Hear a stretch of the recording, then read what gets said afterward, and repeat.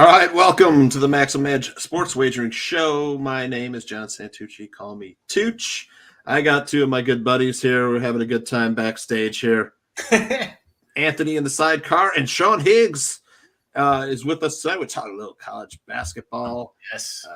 We are gonna let's. You got any takeaways from yesterday, Sean, before we move into tonight's games? I'm retweeting out the link there for us. Sorry. All right, Anthony. Any takeaways from last night? What surprised you last night? I know we had a couple close calls last night. We didn't get the covers, but what'd you find out? Well, the best bet of the day came through with ease. Yeah. And New Mexico State -2, 2.5, whatever you had. I was super confident in that. Not so then the Seattle team. Love that one. So that was our top play. We hit that one. But what about the Arizona State game? +14, or how many people had +13.5? They were down 10 with 1 minute left. Yep. And the guy hands the ball tries to literally just hand it to his teammate. UCLA guy just like scoops it up all the way to the rim for an easy layup. And then whatever happened after that. But either way, they were down 14. I'm like, how? All you got to do is dribble it out, and you can even miss a fake three and still cover. But you assholes have to give up the damn cover over a stupid thing like that. So I got little PO on that. I had ASU plus 14, so got my money back on that. I know Sean had the opposite of Norfolk. He had the opposite of NC Central, right? Yeah, the opposite of those. Yeah, Coppin State. I had Coppin outright. I had Alabama State doggy outright there. College hoop's been good this month. I'm good. Can't complain. 57%. I'm about to get 101 and 77 this month. So nice. If anyone's watching this show and you're looking for dogs, 57% is awesome. Sean's the guy. I mean, he said it in the show this morning. His last 100 wins, 70 were dogs. And that's impressive. 44 losses, 33 of them were favorites. Yeah. So I'm like, that's insane. That is insane. I didn't have Arizona State. I would have probably been looking at them though. It's just one of those didn't kind of fit my parameters. Like it's, we just talked about off there real fast at the Michigan State Iowa game, right? It's easy. Like, wow, I'm getting a nice big number, but it's on the flip side. It's like, is it too nice of a number? And again, I can find when I'm coming in and like, the MEAC, like on games like that, I'm not really. We don't have to force a hand. We say this all the time. You don't have to force it just because it's there. It's on ESPN or Fox or no. You don't gotta do that, folks. There's 75 games. Not all of them are on TV. That conference is the hardest to handicap. I think the Iona, St. Peter's, all those teams in there, man. Usually the road dogs always win. It's like. Yeah, we're crying out loud. The MAC, the AA MAC, and the Big East. Big East. You got that one, and then you have the MEAC. Your Mid Eastern MAC is another tough one. It's just take the dogs, and not that I always say like just, and I can't just flat out say that or like watch trend wise. But those kind of smaller conferences, you don't have the huge player turnover. Even now with transfer kind of guys, you don't have that kind. If you get anything, you get a guy coming in there, a better player sometimes. But the coaches are usually there for a long time. The systems have been set up for years and years. They play that way. So those kind of trends. I remember like old school Big East before they kind of broke up, went to ACC and stuff, and bringing teams from the American in there, whatever the heck that was. You could just pencil in those unders, baby. It's Syracuse and BC. That game's going to be 61-54. Like just straight up, it was just ugly basketball. And these teams, they play the same all the time. Like Marist is going to play some ugly kind of game, and you might get a 49-36 game. You've seen wacky scores like that out of those conferences. I like them, because they're off the beaten path. It's not the marquee, like especially like your Big 12. You got your Kansas, Texas Tech, Baylor. Those guys go head to head. There's really not much, it's flip a coin time. And hey, listen, I like Baylor. I like Texas Tech. Two teams of my, I got them to go far in the tournament. They play each other. Hey, flip a coin. I don't know, Make the best one win. That's all I can say. Yeah, it's tough. Yeah, I'm trying to pick more. I think Sean's rubbing off on me. He likes his doggies. He says every day, I like my doggies, and I tried to play a lot more doggies yesterday, I tell you. That I had Arizona State plus 14. That should have won, man. I got my money back. That's a rough. That's a rough one to go down. They were down 12, and he handed the ball to the other guy. Yeah. So, literally just handed to him.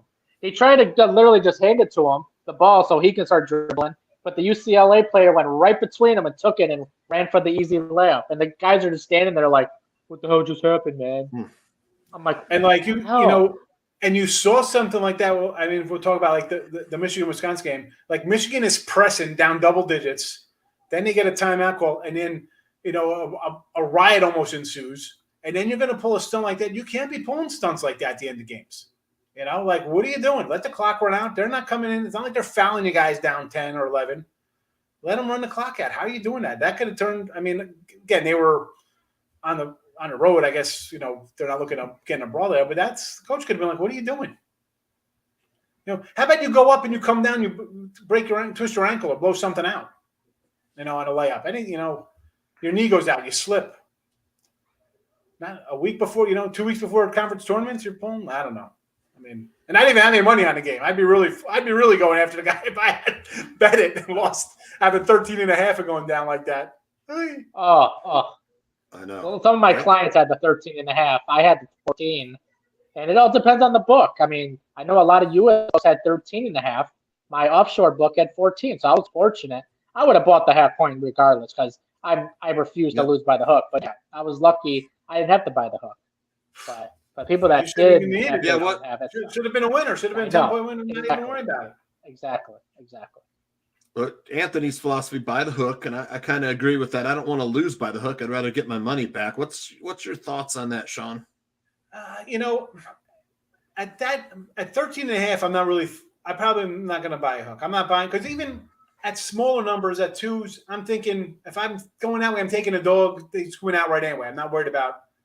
You know, half. And I've lost. But I think in the long run, and I'm sure I could go through my numbers, forget they kind of balance out probably. Your half point win, your half point, you know, and I lump all those half pointers to like 2 or 3 points, 2.5, all kind of like together. So it comes down to a bucket.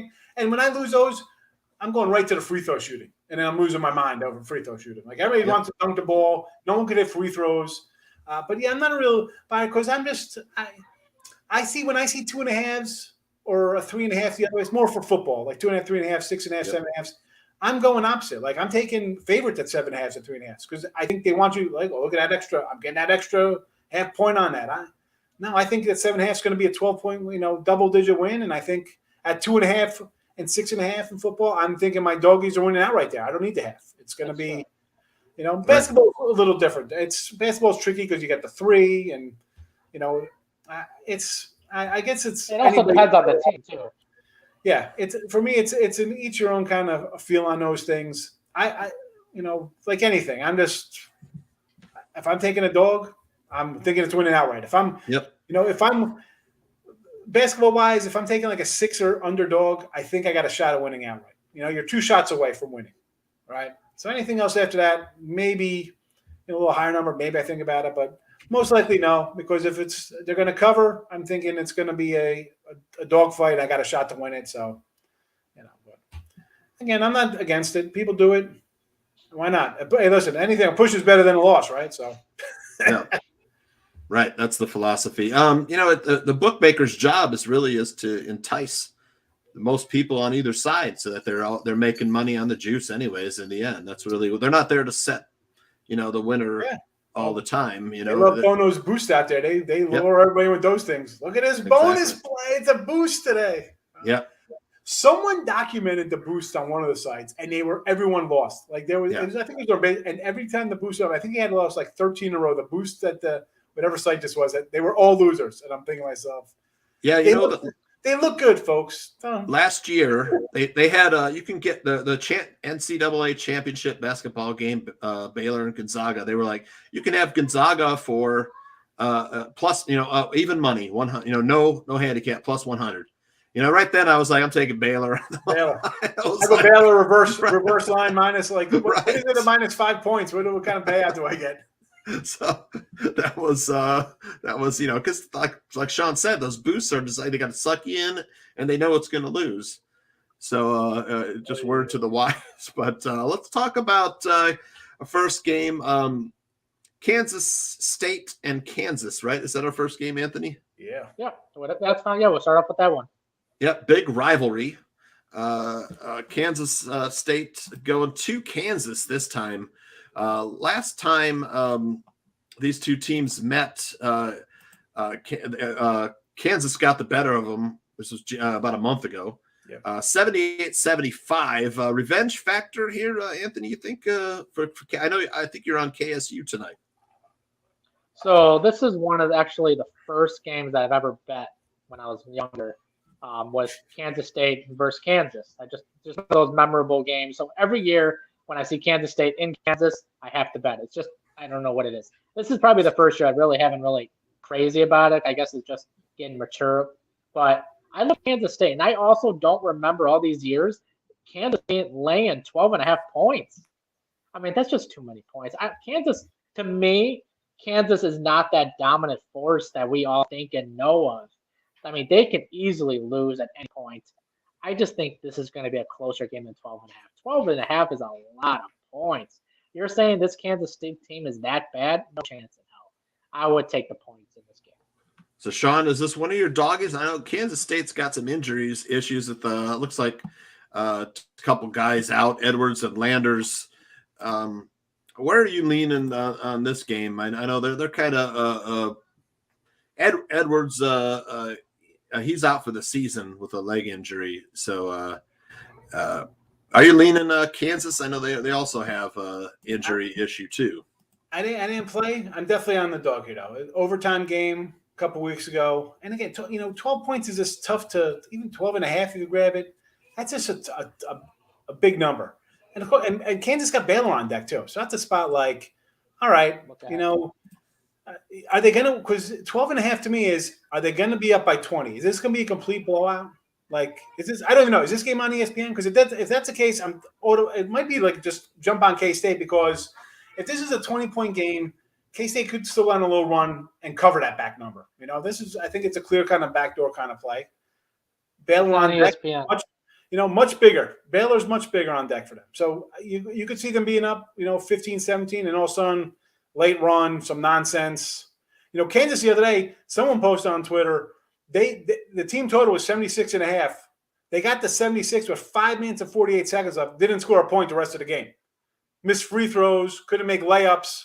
I mean, so they can go on scoring droughts. And versus a team like K-State's going to come in, physical, rival, definitely big brother, little brother, definitely small, little adopted brother, tiny little guys compared to Kansas, So, yeah, I lean on the dog here. Right. Kansas State plays some tough defense. The player that's out indefinitely for Kansas is named after a cognac, Remy Martin. So that guy's still playing? He's out. How long has he been there? 6 years? How long has that guy been? He's still on Kansas?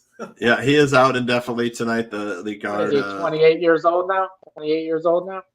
Cracking his 30s? He's still there. Yeah. What the heck? He's still playing.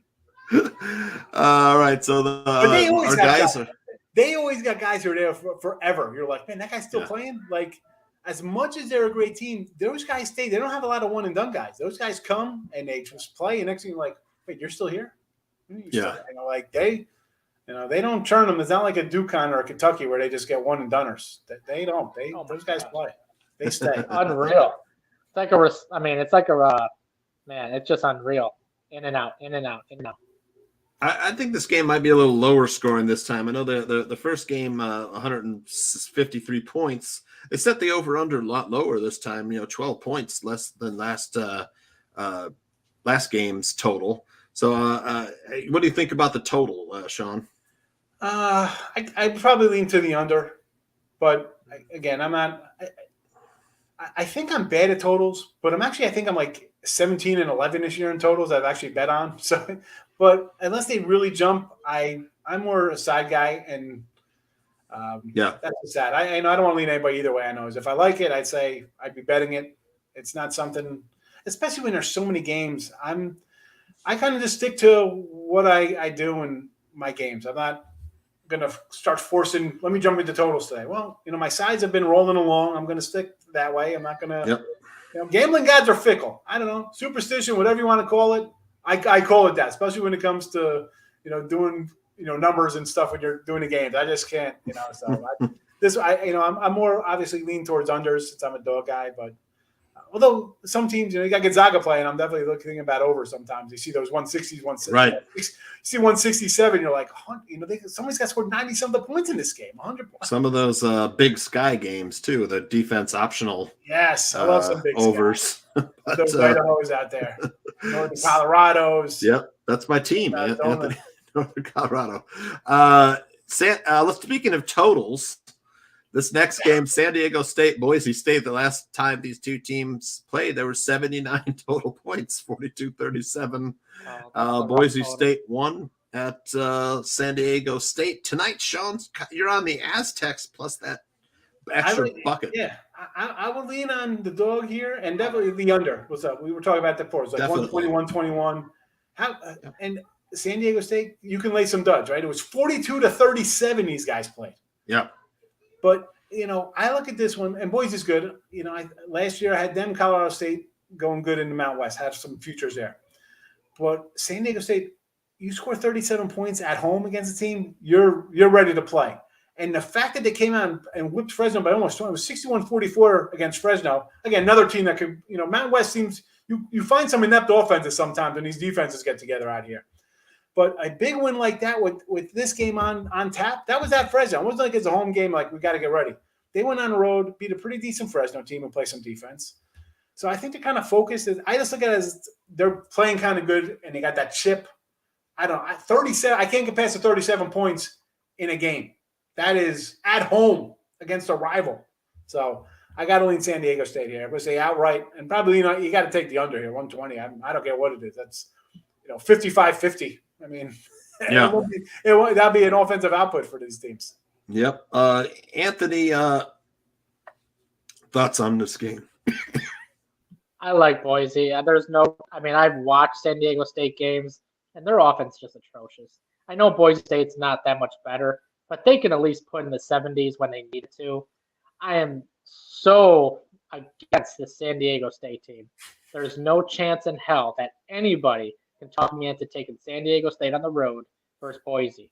But Danian Thomason's going to score 30 tonight. Oh, no, he's I'm telling you, I've watched San Diego State, unfortunately, too many times, probably 2 times the entire year, and both times I'd rather watch paint dry. It was so bad. I thought I was watching IUPUI play, and that was atrocious. So, yeah, Boise all day, every day. You're giving me 2 points. I mean, the under is definitely a solid play, but I think Boise is easily going to win this. That's just my opinion. So the line would suggest otherwise. I mean, but they want you to take Boise State, and you're only laying 2, wouldn't it? Or I'm just saying. But yeah, I agree with you. I like Boise. They just find a way to win. Neither of these teams are very good at shooting free throws either. I know Boise's terrible in a close game that's going to cost you come down to the end. But I love the under in this play. I know it's moving the wrong way, but I'll still take the under, like Sean says. I mean, this is probably the first team to 50 or 60, right? 59. The first team to 59-60 is going to win this game. Let's move on to New Mexico at Utah State, where you've got, Justin Bean, one of the top players in the country, and Jamal Mashburn Jr. For New Mexico. Both these guys averaging 18 points a game. This would be a pretty good matchup. Justin Bean, man, one of the best players in NCAA. 12 points, though, seems like a lot, Sean. Is New Mexico one of your doggies? Yeah, I like New Mexico here. It definitely a little too many points, and it was 12.5 earlier when I was doing my notes to come on here. And you get, again, here's a spot in New Mexico. They were a favorite in San Jose on the road. Like, I think the line got pushed up to 5. I think it opened to 3. I was like, it looks a little low to me. I don't really trust them there. It went to 5. Yeah, and they lose outright by 16. I mean, so, again, new Pitino coach over here. I'm going to take the 12, though, because it's just way too many points. I like the Aggies. They're not bad. I'm not saying that. And then if you look at, this is, again, you got to kind of look at things. Last year, Utah State blew these guys out by 82-46 and 77-45. So you're thinking to myself, wow, that's a pretty dominating win, right?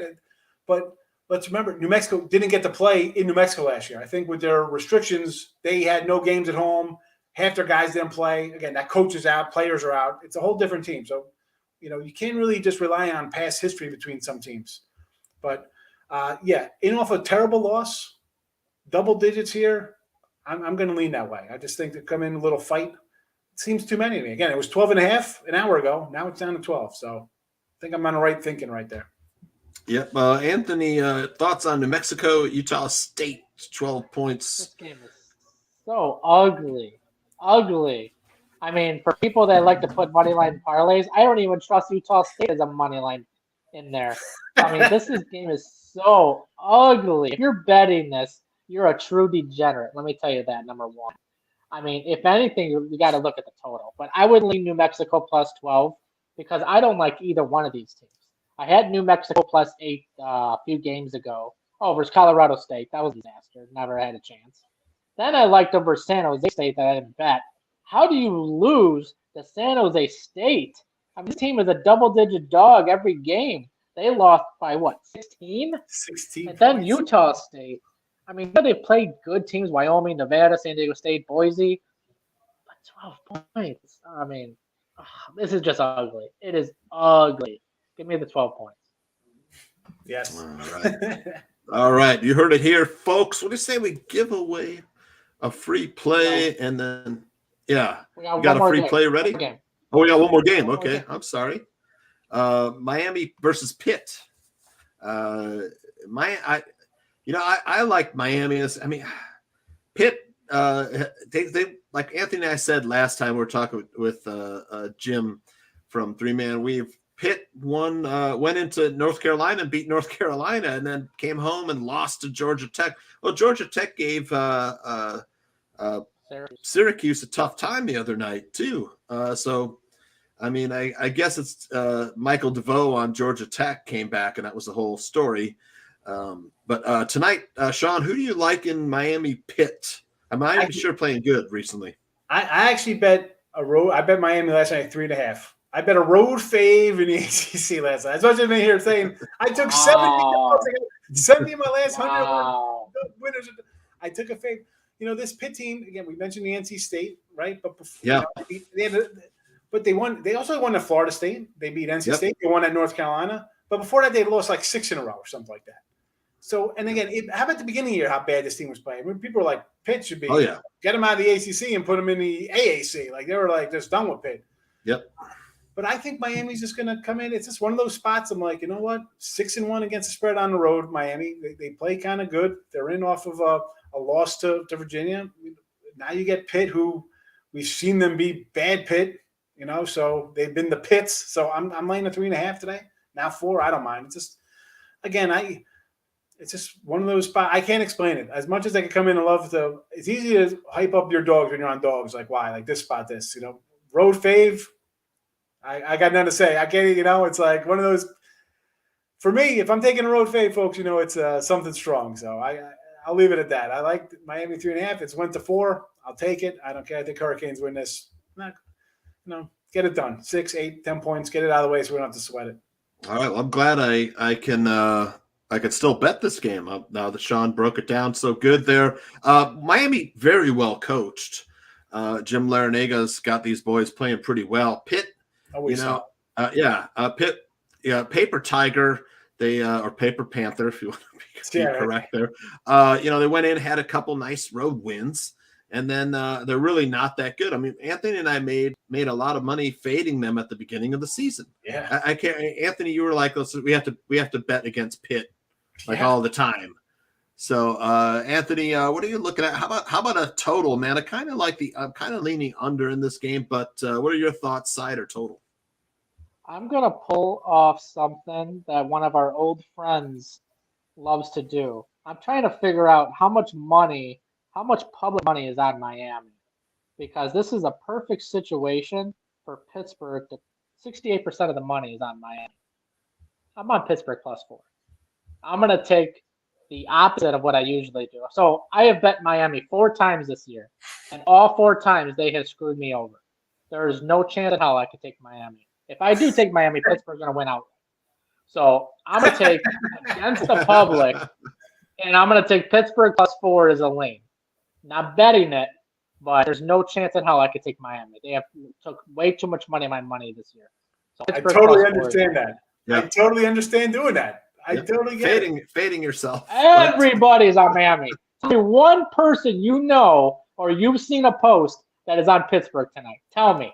Not even a teaser would you take Pittsburgh. What's the no? I'm sure Nova's got to be the same kind of way. It's got to be a bad number for that. Well, that was the first thing I said to Anthony this morning. Everybody is on Villanova. I'm taking UConn. Yeah. But I like UConn. Everybody's on Nova. Everybody's on Miami. This is the perfect time to switch. I was like 5 in a row over UConn. I said they got their number. I'll ride them at a pick. I mean, they went to +2, so I had a bad number, but. Right. Yeah. The temptation to take. Taking a loss, folks. If you take it, you take it. I don't mind. I'm going to say, especially on a day like today where it's like nothing was really. I'm loving this or that. I'm like, I'm going to go with a team that's owned another team, and I'm going to Pitt because, and again, it's just the way the schedule works on a Tuesday. It's just a lot of bigger schools, so I'm looking for a Pitt to lay a bad egg. I mean, but this Pitt team, I want you look at this beginning of the year.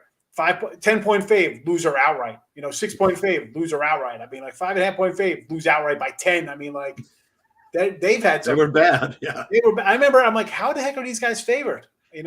But who knows? I think I had them for Georgia at the beginning of the year, and Georgia beat them by 1 or something.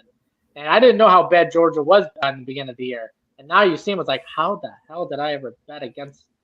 Just like, And Georgia's another team. As much, they go and lose to like East Tennessee. They lost to somebody like a small school for them, whatever, at home, and then they go on the road and like upset Memphis or lose by 2 or something. I'm like, yeah, that's the way it is, folks. Take the big points on the road. At home, you never know what's going to happen at home. Yeah, for me, it's Miami or nothing. But I could. I mean, the question is whether or not Pitt can keep it within 4 points. That's it. Yeah, no. I think realistically, it's Pitt outright or Miami's going to win by 10. That's it. Yeah, that's it. Realistically, Miami should destroy them, but it just looks way too easy. And how would the line only go up a half a point? Because I don't know anybody that's on Pittsburgh. I mean, this is a huge mismatch on paper.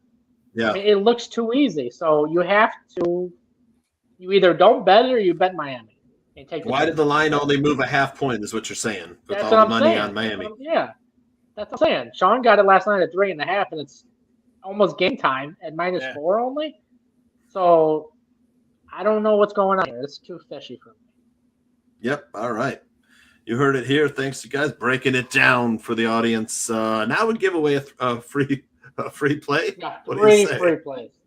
3 free plays. Holy crap! One for each of us. We just had 4 games, so yeah, you got.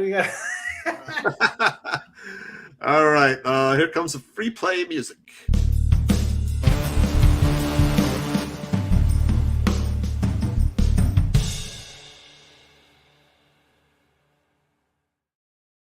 So free play number 1 is what do we got here, Anthony? Kansas State. I'm giving away Kansas State plus. Kansas State plus 12.5. San Diego State, Boise State under 120.5. Is that mine or? And Sean's giving away San Diego money line. All right, you heard it here. All right, and we're coming in under a half hour. Sean always keeps us long. We always keep Sean longer to have such a good time. But thanks again, Sean. We'll see you again next time, Anthony. We'll talk to you tomorrow. Good night, everybody. Thank you. And I'm the team captain. He's the preview, and I'm the main attraction. Unstoppable, unconquerable, on top of the world, accomplishing the impossible. Unstoppable, unconquerable, on top of the world, accomplishing the impossible. Invincible hustle, mighty desire to conspire, to transpire, to